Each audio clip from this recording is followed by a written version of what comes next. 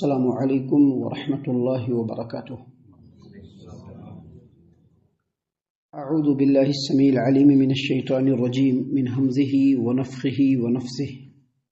بسم اللہ الرحمن الرحیم۔ وَأَقِيمُوا الصَّلَاةَ وَآتُوا الزَّكَاةَ وَأَطِيعُوا الرَّسُولَ لَعَلَّكُمْ تُرْحَمُونَ لا تحسبن الذين كفروا معجزين في الأرض ومأواهم النار ولبئس المصير۔ اور نمازوں کو قائم کرو، نماز قائم کرو، زکوٰۃ ادا کرو اور رسول کی اطاعت کرو، اس طرح امید ہے کہ تم پر رحم کیا جائے۔ اے نبی صلی اللہ علیہ وسلم، آپ کافروں کے بارے میں یہ بالکل خیال نہ کیجیے کہ وہ زمین میں اللہ تبارک و تعالیٰ کو عاجز کر دینے والے ہیں، کہ اللہ تبارک و تعالیٰ انہیں عذاب نہ دے پائے گا۔ ان کا ٹھکانہ آگ ہے اور وہ بہت ہی برا ٹھکانہ ہے۔ تمام قسم کی تعریفیں، ہر طرح کی بڑائی، بزرگی، عظمت اور کبریائی اس ذات گرامی کے لیے ہے جو ہمارا رب ہے۔ ہم اسی رب کی عبادت کرتے ہیں، اسی رب کے سامنے سجدہ ریز ہوتے ہیں اور اپنے گناہوں کی معافی اسی رب العالمین کے سامنے ہم پیش کرتے ہیں۔ درود و سلام نازل ہو ہمارے تمام انبیاء علیہم السلام پر، خصوصاً سید المرسلین امام الانبیاء محمد عربی صلی اللہ علیہ وسلم پر۔ معزز سامعین اکرام، ابھی ہم نے آپ کے سامنے قرآن کریم سورۃ النور سورہ نمبر 24 اور اسی سورت سے آیت نمبر 56-57 یہ دو آیات آپ کے سامنے پیش کی۔ بفضل اللہ، بعون اللہ، بتوفیق اللہ، دونوں آیتوں کا ترجمہ بھی ہم نے آپ تمام کی خدمت میں پیش کیا۔ ان دو آیتوں کو ہم اسی آیت کریمہ کے ضمن میں ہی سمجھیں گے جو اس سے پہلے ہم نے آپ کے سامنے آیت نمبر 55 پیش کیا، جس کی پوری تفسیر اور تفصیل ہم نے 3 دنوں میں آپ کے سامنے پیش کیا تھا، جس میں ہم نے یہ بتلایا کہ اللہ تبارک و تعالیٰ نے اس روئے زمین پر سیدنا آدم علیہ السلام کو اپنی خلافت کے لیے مبعوث کیا، بھیجا۔ خلافت کا مطلب یہ ہوتا ہے کہ جو کسی کو خلیفہ بناتا ہے وہ اس کو اپنا جانشین بناتا ہے، اور خلیفہ بنانے کا مقصد یہ ہوتا ہے کہ جو اس کا منہج ہے اس کو اس جگہ پہ لاگو کرے۔ اللہ تبارک و تعالیٰ نے سیدنا آدم علیہ السلام کو اس لیے ہی زمین پر بھیجا تاکہ اللہ تبارک و تعالیٰ کے حکموں کو اس روئے زمین پر استھاپت کیا جائے، لاگو کیا جائے، امپلیمنٹ کیا جائے اس کا۔ اور اللہ تبارک و تعالیٰ نے آدم علیہ السلام کے بعد جتنے بھی لوگوں کو بھیجا، تمام کو اللہ تبارک و تعالیٰ نے خلافت دیا، جس طرح سے آدم علیہ السلام کو خلافت دیا۔ ہر زمانے میں لوگ خلیفہ بنے اس روئے زمین پر، کچھ خلف بنے، کچھ ناخلف بنے۔ اس کے بعد اللہ تبارک و تعالیٰ نے جب نبی کریم صلی اللہ علیہ وسلم کو اس روئے زمین پر بھیجا تو آپ کی امت سے بھی اسی طرح کا وعدہ کیا گیا کہ آپ کو بھی خلافت دی جائے گی۔ اور ہم نے تفصیل سے بتلایا کہ کیسے صحابہ کرام نے پوری دنیا میں مشرق و مغرب میں اسلام کے جھنڈے کو گاڑ دیا، اور پھر یہ بھی بتلایا کہ چونکہ صحابہ کرام اللہ تبارک و تعالیٰ کی اطاعت و فرما برداری اور بندگی میں سب سے آگے تھے، اس لیے اللہ تبارک و تعالیٰ نے بڑھ کر کے ان کی نصرت کی، حمایت کی، اور ان کو اس روئے زمین پر تمام دوسرے علاقوں کا حاکم بنایا اور لوگوں کو ان کا متبع اور فرما بردار بنایا۔ اور بعد کے زمانوں میں جیسے جیسے اطاعت و فرما برداری ختم ہوئی، اللہ تبارک و تعالیٰ نے اپنے ہاتھ کو بھی کھینچ لیا مسلمانوں سے۔ تو اللہ تبارک و تعالیٰ اس روئے زمین پر مسلمانوں کو جو حکومت دے گا، خلافت دے گا، اس کی سب سے بڑی وجہ کہ کیوں دے گا اللہ تبارک و تعالیٰ، اس کی بڑی وجہ بیان کرتے ہوئے اللہ نے فرمایا کہ ان کو یعبدوننی، میری عبادت کرنی ہوگی، میری بندگی کرنی ہوگی، لا یشرکون بی شیئا، اور میری عبادت میں کسی کو بھی شریک نہیں کرنا ہوگا۔ اور اس کی پوری تفصیل کل ہم نے آپ کے سامنے بیان کیا اور یہ بتلایا کہ اللہ تبارک و تعالیٰ کی اطاعت اور بندگی میں سب سے پہلا جو مقام ہے، سب سے پہلا مرتبہ ہے، وہ نماز کا ہے۔ یاد رکھیے، اگر کوئی آدمی یا کوئی مسلمان صحیح معنوں میں اللہ تبارک و تعالیٰ کا بندہ بننا چاہتا ہے، اللہ کی بندگی میں آنا چاہتا ہے، تو سب سے پہلے اس کو نماز ادا کرنا پڑے گا۔ یہی وجہ ہے کہ اللہ تبارک و تعالیٰ نے اس آیت کریمہ کے بعد جو دوسری آیت کریمہ جو ہم نے ابھی آپ کے سامنے پیش کی، اس آیت کریمہ کے فوراً بعد، یعنی آیت نمبر 55 کے بعد آیت نمبر 56 میں اللہ نے سب سے پہلے انسانوں کو اور مسلمانوں کو مخاطب کیا اور کہا وَأَقِیمُوا الصَّلَاةَ، نمازوں کو قائم کرو۔ کیا کہا؟ وَأَقِیمُوا الصَّلَاةَ، کیونکہ اگر خلافت چاہیے تو پہلے نماز قائم کرنا ہوگا.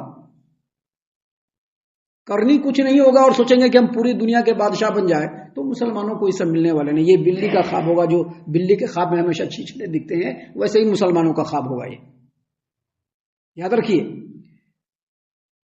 اس دور میں مسلمانوں نے نماز کو بہت کم آنک لیا ہے. مطلب کے حساب سے نماز پڑھتے ہیں. آج کے اس ڈیٹ میں مسلمانوں نے نماز کو بہت کم آنک لیا ہے. مطلب کے حساب سے نماز پڑھتے ہیں. اپنا اپنا مطلب رہے گا تو نماز پڑھنے آئیں گے, اپنا اپنا مطلب نہیں رہا تو نماز پڑھنے نہیں آئیں گے. لیکن اسلام میں ایسا نہیں ہے.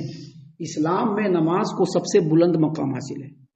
اسی لیے ہمارے پیارے رسول صلی اللہ علیہ وسلم نے نماز کی بڑی فضیلت بیان کی ہے. بہت ساری فضیلتیں بیان کی جس کو ہم ابھی بیان نہیں کر سکتے, لیکن ہم اتنا ضرور بیان کریں گے کہ ہمارے پیارے رسول صلی اللہ علیہ وسلم نے صحابہ کرام کو مخاطب کرتے ہوئے کہا, قرۃ عینی فی الصلاۃ, نماز میں میری آنکھوں کی ٹھنڈک ہے. آپ سوچئے کہ نبی کریم صلی اللہ علیہ وسلم, وہ نبی کریم صلی اللہ علیہ وسلم کہ جن کے بارے میں اگر کوئی آدمی ایک اپشبد نکال دیتا ہے مسلمان کا خون کھولتا ہے کہ نہیں کھولتا ہے؟ ہمارے نبی کو ایسا کہہ دیا. ایک ایسا خون ہے جو صرف اسی وقت کھولتا ہے. نبی کی محبت میں خون کھولنا چاہیے کہ جب ہمارے نبی نے کہا کہ نماز میں میری آنکھوں کی ٹھنڈک ہے تو مسلمانوں کو سمجھ لینا چاہیے کہ نماز کا کتنا بڑا مقام ہے. ہمارے پیارے رسول صلی اللہ علیہ وسلم جن کے اوپر ہمارے ماں باپ قربان ہو, جن کے اوپر ہم اپنی زندگی کو قربان کرنے کے لیے ریڈی ہیں, ہمارے نبی صلی اللہ علیہ وسلم جب وفات پا رہے تھے تو وفات پاتے وقت جو ہمارے پیارے رسول صلی اللہ علیہ وسلم کی زبان مبارک سے آخری کلمہ نکل رہا تھا, سنن ابن ماجہ کے اندر ہے, آخری کلمہ جو ہمارے نبی کریم محمد عربی صلی اللہ علیہ وسلم کے زبان مبارک سے نکل رہا تھا وہ تھا الصلاۃ الصلاۃ الصلاۃ الصلاۃ وما ملکت ایمانکم.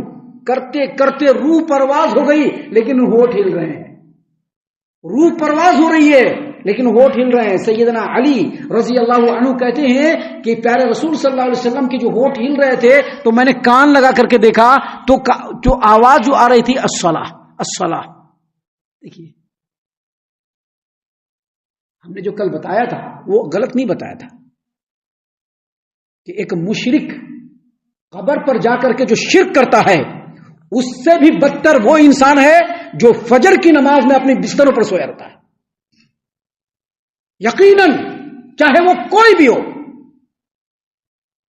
اس مشرک سے بھی بدتر وہ فجر کے وقت سونے والا انسان ہے جو اللہ کے اس حکم کو چھوڑ کر, نبی کی اس چاہت کو چھوڑ کر کے اپنے بستروں کو گرم کرتا رہتا ہے. سامعین کرام, یہاں پر اللہ تبارک و تعالیٰ نے اس آیت کریمہ کے بعد جو پہلا جملہ نازل کیا واقیم الصلاۃ, نمازوں کو قائم کرو. ہم نے کیا بتلایا کہ ہم لوگ مطلب کے لیے نماز پڑھتے ہیں. آج سب سے زیادہ یوٹیلائز اگر مسلمانوں نے کسی چیز کا کیا ہے, سب سے زیادہ غلط استعمال مسلمانوں نے اگر کسی چیز کا کیا ہے, سب سے زیادہ ڈیمیج مسلمانوں نے اگر کسی چیز کو کیا ہے تو اپنی نمازوں کو کیا ہے. آپ صحابہ کرام کے زمانے کو دیکھ لیجیے, نماز چھوڑنے کا تصور ہی نہیں تھا. تصور تھا کیا؟ صحابہ کرام کی زندگی کو جا کر کے دیکھ لیجئے, نبی کے زمانے کو جا کر کے دیکھ لیجئے, نماز کو چھوڑنے کا تصور ہی نہیں تھا. جو آدمی نماز چھوڑ دیتا اس کے بارے میں پہلا جملہ ہمارے پیارے رسول صلی اللہ علیہ وسلم کی زبان مبارک سے اگر کچھ نکلتا تو یہی نکلتا کہ کیا وہ منافق ہو گیا ہے کیا؟ جا کر کے دیکھیے, ہم کو بتانے کی ضرورت نہیں ہے. یہی وجہ ہے کہ ہمارے پیارے رسول صلی اللہ علیہ وسلم نے نماز کے بارے میں بیان کرتے ہوئے کہا کہ قیامت کا جب میدان آئے گا تو سب سے پہلے کس چیز کے بارے میں پوچھو گا؟ نماز کے بارے میں پوچھو گا. اگر نماز ٹھیک ٹھاک ہے تو سارے عمل ٹھیک ٹھاک ہے. لاکھ قربانی کر لیجئے, لاکھ صدقہ و خیرات کر لیجئے, لاکھ نیکیاں انجام دے لیجئے, اگر نماز درست نہیں ہے تو کچھ بھی درست نہیں ہے. نبی کریم صلی اللہ علیہ وسلم نے فرمایا اگر نماز صحیح ہوا تو سارا صحیح, نماز غلط ہوا تو سارا غلط. ہمارے پیارے رسول صلی اللہ علیہ وسلم نے فرمایا کہ جو نماز پڑھتا ہے, نمازوں کی حفاظت کرتا ہے, جو نمازوں کی پابندی کرتا ہے, قیامت کے دن اس کے لیے نور ہوگا, برہان ہوگا, نجات ہوگی. اور جو آدمی نمازوں کی حفاظت نہیں کرتا ہے, نماز نہیں پڑھتا ہے کا لفظ نہیں ہے, جو آدمی نمازوں کی حفاظت نہیں کرتا ہے قیامت کے دن نہ اس کے اندر نور ہوگا اس کے پاس، نہ اس کے پاس برہان ہوگا، نہ ہی اس کی نجات ہوگی، اور اس کا حشر کہاں ہوگا؟ فرعون کے ساتھ، قارون کے ساتھ، حامان کے ساتھ، نمرود کے ساتھ، ابی بن خلف کے ساتھ۔ سنا ہوگا آپ نے، علماء کرام کی زبانی یہ حدیث سنی ہوگی آپ نے۔ تو اب سوچئے کہ نماز کا کتنا بڑا مقام ہے۔ اس لیے اللہ تبارک و تعالیٰ نے کہا کہ مسلمانوں اگر تم پستی کی حالت میں ہو تو سب سے پہلا کام تم کو یہ کرنا ہے کہ نمازوں کو قائم کرنا شروع کر دو، اللہ سر بلند کر دے گا۔ اور اللہ کا وعدہ جھوٹا نہیں ہو سکتا ہے، اللہ کی بات جھوٹی نہیں ہو سکتی۔ ہم مسلمان، ہماری سوچ جھوٹی، ہماری فکر جھوٹی، ہمارا عمل جھوٹا ہے، ہم خود جھوٹے ہیں، لیکن اللہ تبارک و تعالیٰ کا کلام جھوٹا نہیں ہو سکتا۔ دیکھیے اللہ تبارک و تعالیٰ نے قرآن کریم کے سورہ طٰہٰ کی آیت نمبر 124 میں فرمایا وَمَنْ أَعْرَضَ عَنْ ذِكْرِي فَإِنَّ لَهُ مَعِيشَةً ضَنْكًا۔ مطلب کیا ہے کہ جو آدمی ہمارے ذکر سے منہ موڑے گا، جو آدمی میرے ذکر سے منہ موڑے گا، اس کی زندگی کو ہم تنگ کر دیں گے۔ اور ذکر میں سب سے اونچا مقام کس کا ہے؟ نماز کا۔ ذکر میں سب سے اونچا مقام کس کا ہے؟ نماز کا۔ جو نماز سے منہ موڑے گا اس کی زندگی تنگ ہو جائے گی۔ زندگی تنگ ہونے کا مطلب یہ ہے کہ ذلیل و رسوا ہو جائے گا، پیسہ بھی رہے گا، کوڑی رہے گا، سب کچھ رہے گا، بڑا بڑا بلڈنگ رہے گا، بڑے بڑے دکھاوے کے کام بھی کر لیں گے، لیکن زندگی تنگ رہے گی، ہمیشہ ذلیل رہیں گے، ہمیشہ رسوا رہیں گے۔ تو اسی لیے اللہ تبارک و تعالیٰ نے یہاں پر مسلمانوں کو اور مومنوں کو مخاطب کرتے ہوئے کہا، تمام انسانوں کو مخاطب کرتے ہوئے کہا وَأَقِیمُوا الصَّلَاةَ، دیکھو تم لوگ نمازوں کو قائم کرو، وَآتُوا الزَّکَاةَ، اور زکوٰۃ ادا کرو، وَأَطِیعُوا الرَّسُولَ، دیکھیے وَأَطِیعُوا الرَّسُولَ، رسول کی فرما برداری کرو، کسی دوسرے کی فرما برداری نہیں کرنی ہے۔ آپ قرآن کے تمام آیتوں کو اٹھا کر کے دیکھ لیجئے، وَأَطِیعُوا الرَّسُولَ کا ہی ذکر ہے۔ دوسرے کسی کی اتباع، اطاعت، بندگی، تقلید، یہ سب کرنا، یہ سب شرعی اعتبار سے بالکل غلط ہے۔ اطاعت صرف رسول کی کرنی ہے۔ اسی لیے اللہ تبارک و تعالیٰ نے کہا کہ نمازوں کو قائم کرو، زکوٰۃ ادا کرو، اور رسول کی اطاعت و فرما برداری کرو۔ اگر ایسا کرو گے تو کیا ہوگا؟ اللہ نے فرمایا لعلکم ترحمون، امید ہے کہ تم پر رحم کیا جائے گا، یعنی جو تمہاری بدترین حالت ہے امید ہے کہ بدل جائے، اور اللہ نے جو کہا ہے تو وہ سچ ہوگا۔ اس لیے اللہ تبارک و تعالیٰ نے سورۃ التوبہ آیت نمبر 71 میں اسی چیز کو پھر سے ریپیٹ کیا اور کہا اولئک سیرحمہم اللہ، جو لوگ یہ اعمال انجام دیتے ہیں یہی وہ لوگ ہیں جن پر عنقریب اللہ تبارک و تعالیٰ رحم فرمائے گا۔ آج چاہتے ہیں مسلمان کے اگر سر بلند ہو تو ان 3 اصولوں کو سامنے رکھ کر کے آگے بڑھنا ہوگا۔ اور اس کے بعد اللہ تبارک و تعالیٰ نے ہمارے پیارے رسول صلی اللہ علیہ وسلم کو مخاطب کرتے ہوئے کہا لا تحسبن الذین کفروا معجزین فی الارض، اے نبی صلی اللہ علیہ وسلم کافروں کے بارے میں آپ یہ خیال نہ کیجئے کہ وہ زمین میں اللہ تبارک و تعالیٰ کو عاجز کر دیں گے، نہیں کر سکتے عاجز۔ یہ تمام کافروں کے لیے، چاہے وہ مکہ کے مشرکین ہو، چاہے مدینہ کے یہود ہوں، چاہے منافقین ہوں، چاہے عرب قبائل کے مشرکین ہوں، چاہے کسی بھی زمانے کے مشرکین اور کافرین ہو، تمام کے بارے میں اللہ نے کہا کہ کوئی بھی اللہ کو اس دنیا میں یا کہیں بھی عاجز نہیں کر سکتا ہے۔ جو بھی اللہ تبارک و تعالیٰ کے فرما برداری اور بندگی کے حد سے آگے نکلے گا، اللہ تبارک و تعالیٰ اس کو دنیا میں بھی سزا دے گا اور آخرت میں بھی اللہ تبارک و تعالیٰ اس کو ان کے کرموں کا مزہ چکھا دے گا۔ سامعین کرام، ابھی آگے اور بھی بہت ساری باتیں ہیں جو انشاءاللہ کل کے بعد کے دروس میں ہم آپ کے سامنے پیش کریں گے۔ ہم اللہ سے دعا کرتے ہیں کہ اللہ تعالیٰ ہم تمام کو ان تمام باتوں کے اوپر خوب غور و فکر اور تدبر کرنے کے ساتھ ساتھ ان باتوں پر عمل کرنے کی بھی توفیق عنایت فرمائے، آمین۔ اللہ تعالیٰ ہم تمام کو صحیح معنوں میں پکا سچا مومن مسلمان بنائے، اللہ اور اس کے رسول صلی اللہ علیہ وسلم کی اطاعت و فرما برداری کرنے والا بنائے، صحابہ کرام رضی اللہ عنہم کے طریقے پر چلنے والا بنائے، جنت الفردوس میں جگہ عطا فرمائے۔ اے اللہ ہم تمام کو جہنم سے پناہ دے، اے رب العالمین ہم تمام کو جہنم سے پناہ دے، اے مالک الملک ہم تمام کو جہنم سے پناہ دے، آمین یا رب العالمین۔ وما علینا الا البلاغ المبین۔